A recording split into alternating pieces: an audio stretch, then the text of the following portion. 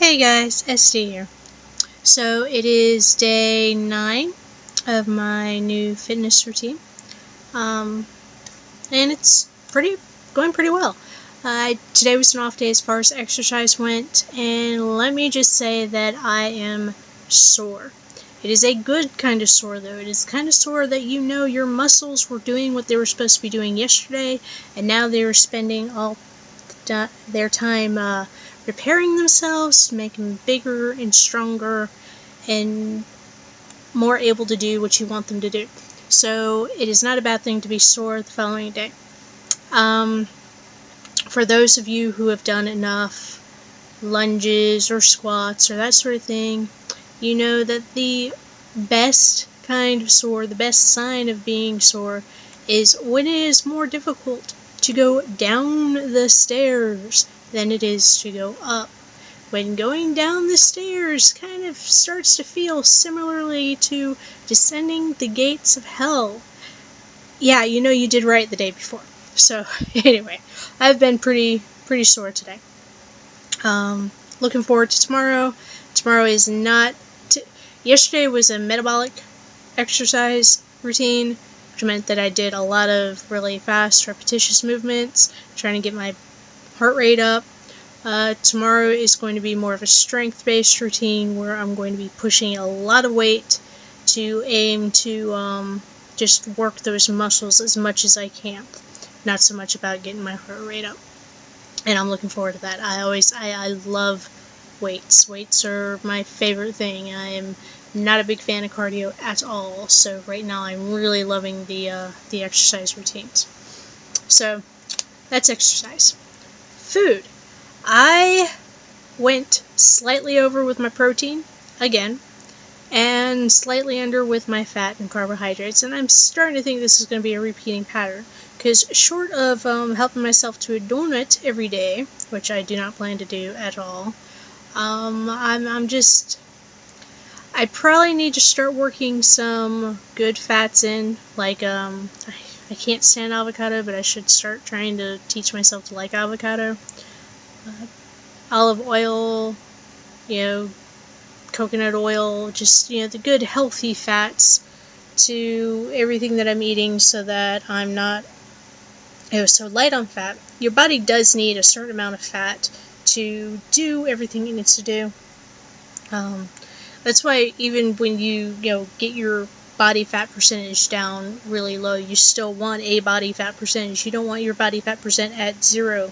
Then all your poor little internal organs have nothing protecting them inside of you, which is a bad thing.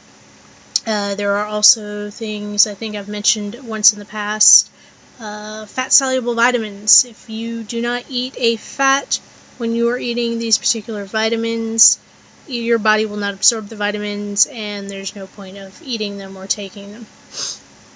So, definitely need to work on getting my fat up. Your brain needs fat too. Fat is good. I started out my day breaking my fast about 5:30, close to 6, with some sliced turkey and some salmon. And I had quite a bit of it. I mean, I felt like I was just stuffing gobs of turkey and salmon and all sorts of meat in my mouth. And, again, I think this is going to be a repeating pattern until I come down in weight and maybe can creep down a little bit on my protein intake. After that, I enjoyed a nice snack of 2 boiled eggs and a cup of green beans. The last of my frozen green beans, thank God. Now I can move on to the bag of broccoli that I have, because I am so tired of green beans. I have nothing against green beans. They're tasty enough. You can dress them up. They're good. It's just, when you've been eating them for... I want to say I've been eating them since late December as pretty much an almost daily thing at work, because green beans are cheap and they're easy to keep in the freezer, and you can stock up on them, unlike salad, which tends to go bad rather quickly if you don't eat it right away. Broccoli is not as cheap as green beans, but I definitely need a change, and broccoli is listed as one of my free foods, so aha, free food. don't know why green beans weren't. I'll have to think to ask Mike that. Speaking of Mike, if you are watching, hey, I'm definitely going to keep up with these, and I will be doing them every day. Let's see, what else did I eat? We had, well, not we personally, but the station put on a banquet for some local school kids, player of the year or something like that, giving out scholarships and whatnot. And when the banquet was over, the leftover food came back to my workplace, and there were some very, very lovely marinated grilled chicken breasts that I wound up having a couple of those, which worked out well because I had a large rotisserie chicken that I had purchased, and I was going to eat some of that, but I was not looking forward to having to carve it and mess with it, and all, the fun that comes with having a large rotisserie chicken. So having the 2 chicken breasts that I could just grab out of the pan worked out really well. When I got home from work, I had 1 scoop of protein powder and a banana. So I suppose I could have blended the banana in with the protein powder, but I don't want to wake up the household, so I stuck to just mixing it with water. Now, there's been some discussion in the Photocracy group forum about protein powders and good tasting whatnot. So I'm just going to give a little piece of advice that I've found myself. When you are making a protein mix, if you are doing the straight water, or I imagine the milk would work fine for this too, with the protein powder, when you're not blending it with ice, or blending it with a banana, or blending it with any other number of flavored items, it's just water in a shaker, ready to go. Shake it up really, really, really good. Make sure you shake it first before you do this tip. Then stick it in the freezer for about 10 to 15 minutes. Just so it starts to get like really, really ice cold.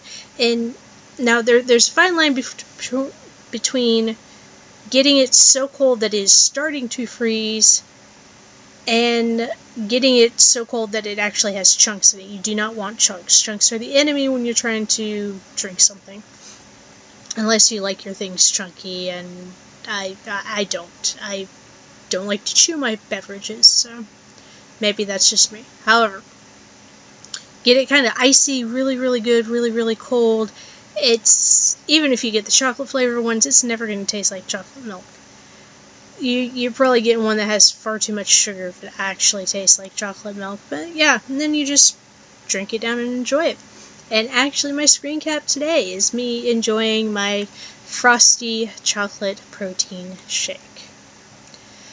So that's it, pretty much on my food intake. Sleep was about the same. Went to bed around a little after 3:30, got up a little after 11:30.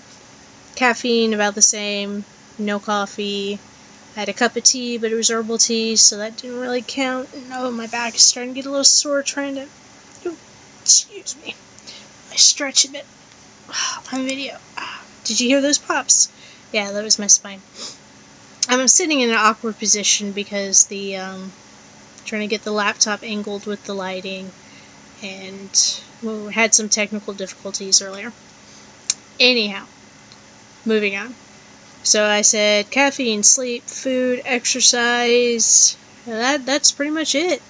I'm looking forward to tomorrow with my next workout routine. You guys get to see yet another picture of me making funny faces in the gym. And until then, Esdee out.